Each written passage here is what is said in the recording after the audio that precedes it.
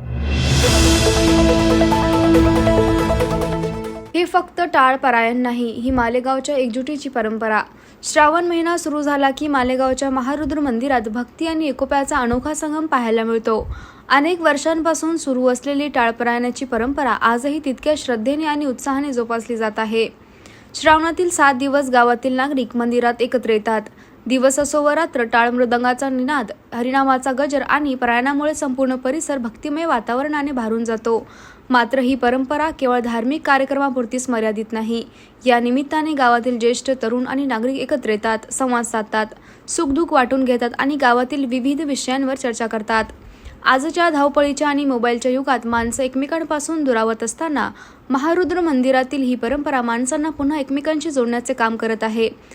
टाळांचा नाद केवळ मंदिरात घुमत नाही, तो मालेगावाच्या एकजुटीचा आवाज आहे. नव्या पिढीनेही या परंपरेत सहभागी होऊन भक्ती, संस्कृती आणि सामाजिक एकोप्याची ही ज्योत पुढे न्यावी अशी भावना व्यक्त होत आहे. महारुद्र मंदिरातील टाळ परायणाची ही परंपरा अशीच अखंड राहो आणि माणुसकीचा हा नाद पिढ्यानपिढ्या घुमत राहो ही अपेक्षा. मी अशोक बाबा स्वामी, राहणार मालेगाव, तालुका अर्धापूर, जिल्हा नांदेड.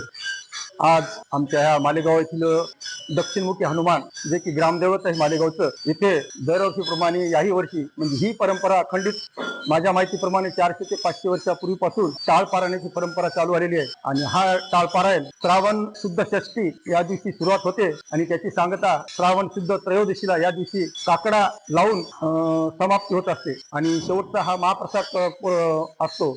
या काकड आरतीच्या संबंधाने सगळं मालेगाव, सर्व जाती धर्माचे लोक एकत्रित येऊन हनुमान चरणी आपला काकडा अर्पित करतात आणि आपले सेवा समर्पित करतात.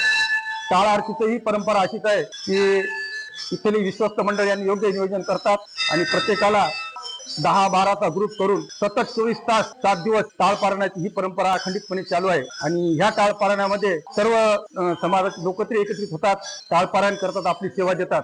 याच्यातून एक चांगला संदेश जातो की अध्यात्म आणि वैज्ञानिक दृष्ट्याही याच्यामध्ये एक महत्व सांगितलेलं आहे. आणि त्या निमित्तानं एकत्रित येऊन लोक वेगवेगळ्या विषयावर चर्चा, कृषी संबंधी चर्चा होते आणि गावातील प्रश्नावर चर्चा होते, साधकबाधक चर्चा होते.